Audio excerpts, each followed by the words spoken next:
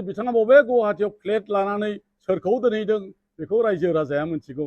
गतिके दिनै खनिन बसुमतारिया दुलाराय बर' फरायसा आफादनि नेहाथारि जानायनि दिनै ओंथि गैला।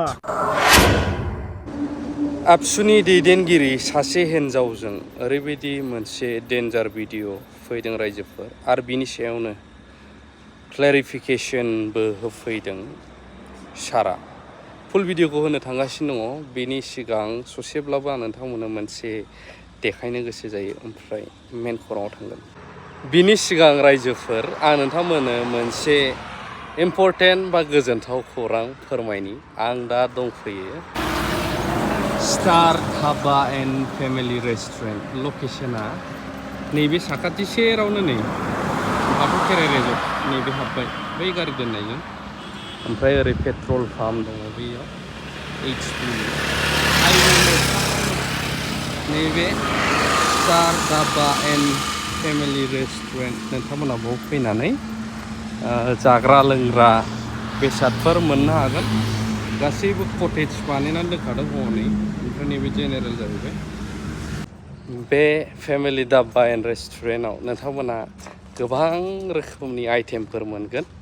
लोगोसे जानायनानै माब्लाबा कमेन्टफोरखौ होलां, माबायदि मोनो संनाय खावनाय गासैबो। ओमफ्राय नैबे फिसा फिसा कटेज दंजोबो आरो ओरै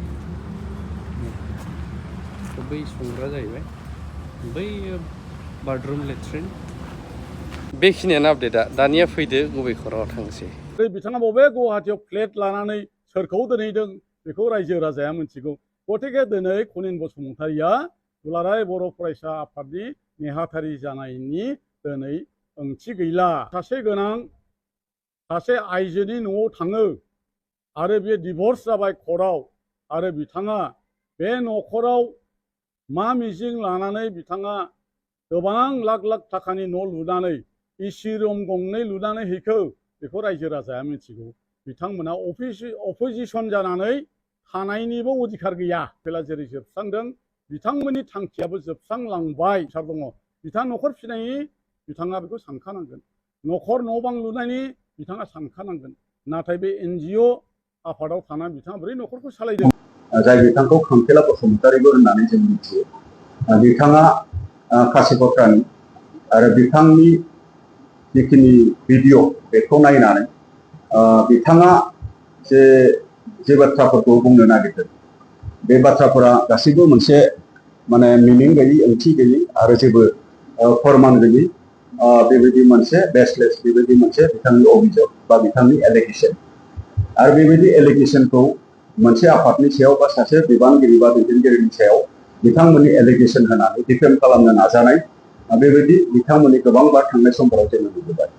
दा बाथ्राया जाहैबाय आंनि सायाव जे खांखेला बसुमतारिया जे एलिगेसन बा जिखिनि मोनसे अभियोग जे लाबोदों, बे बाथ्राया जाहैबाय आं लावरिपारा होननाय गामियाव सोरनिबा न'खराव थांबाय थायो आरो मा इन्टेनसन लानानै थांबाय थायो होननाय बिथाङा गिबियावनो बे बाथ्राखौ बुंदों।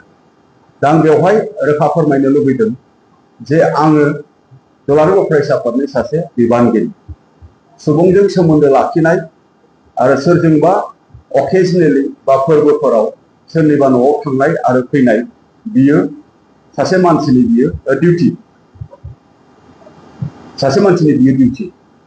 आरो आङो गोबां लावरिपारा होननाय गामियाव गोबां न'खरनि अकेजन बा गोबां न'खरनि फेस्टिभेल बा गोबां न'खरनि माने माखासे सुबिदा उसुबिदाफ्राव मालाबा थांबोदों बा थांदों। आरो दा खांखेला बसुमतारिया जे बाथ्राखौ बुंनो नागिरदों, बिथाङा रोखा खालामाखै जे आङो सोरनि न'आव आङो थाङो आरो माब्ला थांदों,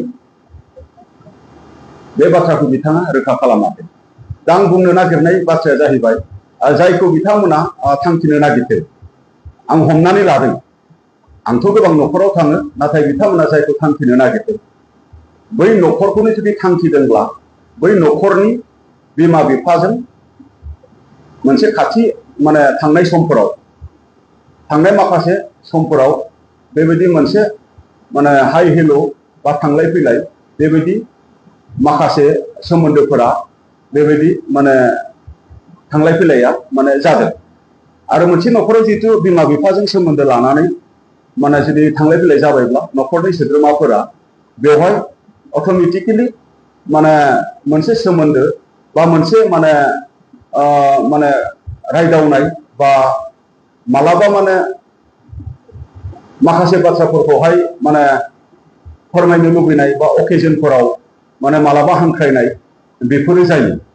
दा बिथांमोना रोखा खालामाखै जे आं सोरनि न'आव थाङो आरो आं सोरनि न'आव मा खालामहैयो बेखौ बिथांमोना रोखा खालामाखै आरो जायखौ टारगेट खालामदों बियो बेखौनो जुदि टारगेट खालामदोंब्ला आंनि सासे माने एक्स स्टुडेन्ट आरो एक्स स्टुडेन्टनि बिमा बिफा बिथांमोननियाव आङो थांदोंमोन मोनसे समाव आरो दिनै नैबे बुब्लियाव आंबो आंनि आफादनि माखासे बेस्थता आंनि आफादनि माखासे जिखिनि हाबाफारि ओरै थांनांगौ ओरै फैनांगौ बेनि थाखाय आङो सिगाङाव जिल्लायाव थानाय समाव जिखिनि मानसिफोरजों आङो खाथि रिलेसन दोननो हादोंमोन थांलाय फैलायनि आं बेखौबो खालामनो हायाखै बेबायदिनो आङो सोरजोंबाबो बेबायदि आङो खालामनो हायाखै बहुद बेबायदि मोनसे गेप जाय न'खरजोंहाय बेबायदि मोनसे बिथांमोना एलिगेसन खालामनो नागिरदों बियो माने बेबायदि फोरमान बिथांमोननियाव हयथ' गैया आङो मिथिगौ आरो दिनै बिथांमोना नैथियाव मोनसे एलिगेसन लाबोदों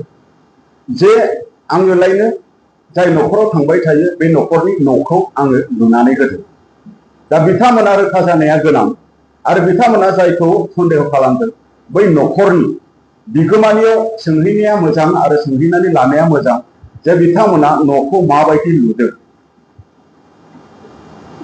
आरो सोरनिबा न' लुनायाव आंहा बेबायदि जेबो माने बिहोमाबो गैया आंहा बेबायदि मिथिनो लुबैनांगौबो गैया आरो सोरनिबा न' लुनायाव आंहा जेबो बुंनांगौबो गैया नाथाय बिथांमोना मिथिथारनो लुबैदोंब्ला बिथांमोननि न'आ माबोरै लुदों बै बिथांमोननियाव थांनानै सोंहैनाया बिथांमोननि मोनसे दायथ' आरो बिनि फोरमानफोरखौ रायजो राजाफोरनो खिन्थाफिननाया बिथांमोननि दायथ' होननानै आं सानो आरो थामथियाव बिथांमोना आंखौ एलिगेसन लाबोदों जे आङो